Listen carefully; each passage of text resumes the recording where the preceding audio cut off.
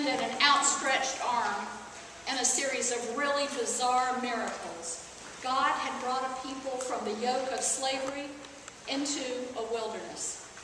Looking over their shoulders, they had seen Pharaoh's hated Gestapo drowned.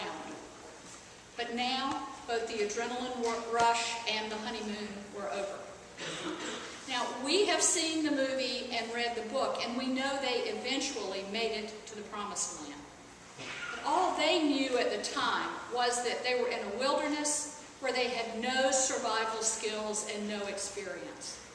Nor had they any experience of self-government or cooperation. They had this eccentric and strangely inarticulate leader who wasn't offering a great deal of direction on the next step toward the land he had assured them they would not only inhabit, but eventually rule. Next thing you know, this guy Moses just disappears for an extended period, leaving his seemingly more competent brother Aaron in charge of this surly and increasingly unruly mob. They griped, they whined, they demanded a golden calf. They were mutinous. This was not a group that would likely be able to accomplish much of anything, let alone inhabit a land and fulfill the promises made to their father Abraham. When Moses finally reappeared, with 2 stone tablets on which were engraved 10 commandments. These commandments then gave the Israelites what they needed for the next step. To accomplish anything, they had to learn to live in an ordered relationship with God and with each other. And so do we. We have entirely too much experience of independent decision-making and individual choice, from trivial to life-changing.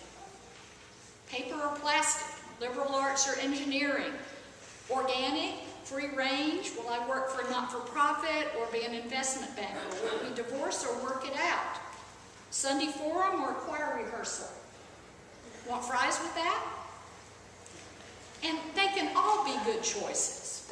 Or maybe not so much the fries, but almost all of them can be good choices.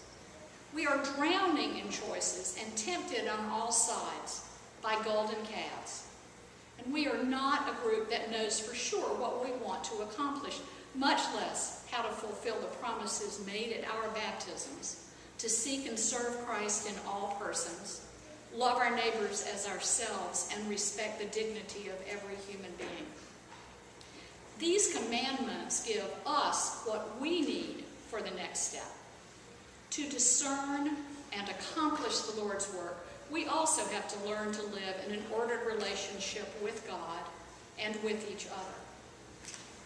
Now, to those bewildered and angry followers of Moses, and to us restless and overwhelmed modern-day followers of Jesus, the commandments are a gift from God to structure our common life and individual lives in a way that acknowledges both our gifts and our responsibilities. So here it is, the 3rd Sunday in Lent, and we struggle with myriad choices. How do we use these commandments as a guide, as a constant challenge, and an inspiration to make the best choice? The first tablet is God-centered. It contains injunctions against false idols and taking the Lord's name in vain, commandments to keep the Sabbath and to honor our elders. The second tablet is neighbor-centered. It forbids murder, adultery, lying, and coveting. And every one of those was written not to the children of Israel, but to the second person, the singular. It said, Jim, you may not murder. Dot, you may not steal. Ted, you may not covet. And each one of those has to hear those as individuals. We cannot love God without also loving our neighbor, whom God also created, as much as we love ourselves. And P.S., we don't get to pick and choose whom God expects us to consider our neighbors. If my children deserve good schools, so do theirs. If I can worship as I choose, so may they. I don't get to decide where a mosque may be built. Now, there's not a specific commandment related to our obligations to preserve and protect the earth, but I may believe that that's clearly required for living in harmony with God and with each other.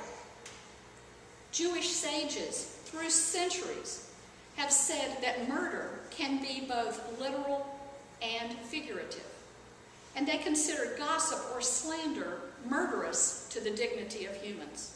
The evil tongue, they say, slays three persons: the utterer of the evil, the listener, and the one spoken about.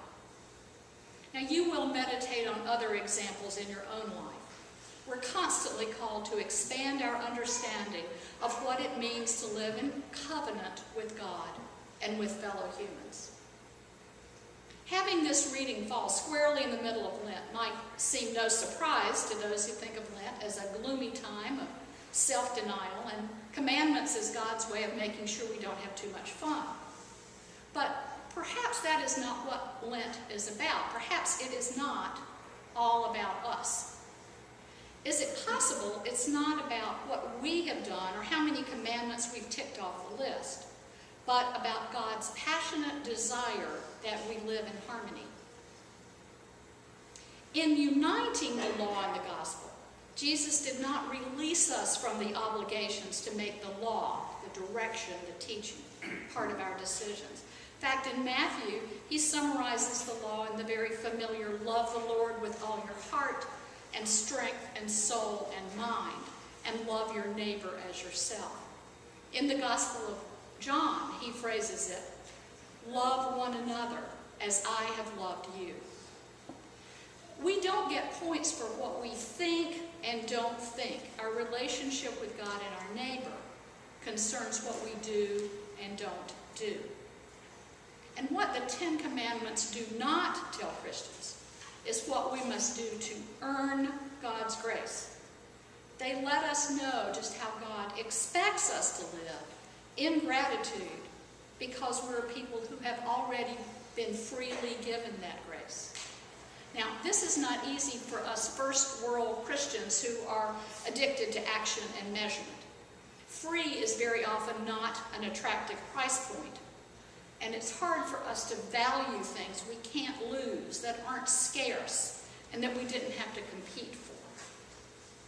But in living into this life of gratitude, we may be called to go beyond merely not killing and into creative ways to preserve and enrich the life of others. This is no more a stretch than Jesus' choosing the money changing at the temple as the dramatic civil disobedience with which he began his public ministry. At least that's the timing of the book of John. It was his first sign right after the miracle at the wedding in Cana.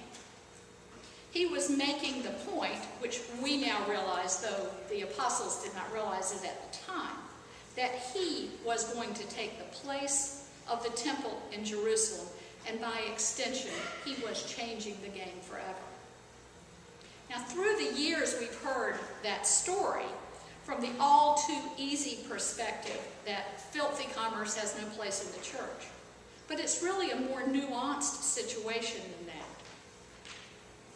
Here's the deal. All that commerce that Jesus overturned was necessary to what was considered the appropriate worship of God in the temple. Sacrifice was the worship, and it required perfect animals. You had to buy the perfect animals at the temple, and you had to use temple coinage, because using Roman coinage would make those animals unclean. That's why they needed all those money changers and sellers of animals. This was not just like the guys outside the stadium selling those pants. But the point Jesus was making was that had become more important than the love of God and neighbor. The fact that Jesus made that dramatic point was to establish his prophetic ministry. And it reminds us that no matter what details enrich our worship, we must always point them to Christ and use them to nurture our prophetic responsibility to be the church in the world. Now, over the years, I've been involved in many different programs at St. Mark's: music, Vergers, acolytes, outreach, education. And I've really been pleased and inspired to see that the guiding focus of every one of those has been to nurture the love of God, which in turn leads us to the love of neighbor. In his actions, Jesus makes the point that following the commandments would still be necessary, but it would no longer be sufficient. We no longer get to meet our obligations by just following the law. We have to think of our individual next step and understand our own new reality. And that next step gets more challenging every day. I learned to swim when the lifeguard said, all you have to do is just come 6 feet out from me from the pool wall, and then she kept backing up. We train for races by going just a little bit farther every day. And that's the task of Lent. We reach a bit further every day. We're not satisfied with ticking off most of the 10 Commandments and congratulating ourselves that we'll be practically perfect once we get over that whole coveting thing. One task of Lent is to remember that these commandments are addressed individually to each one of us to guide each of us to our next step. As few as one person can change the world, and we're here to become that person. Amen. Lord, I shall give these laws unto thy people. Hear me! Oh, hear me! Oh, pay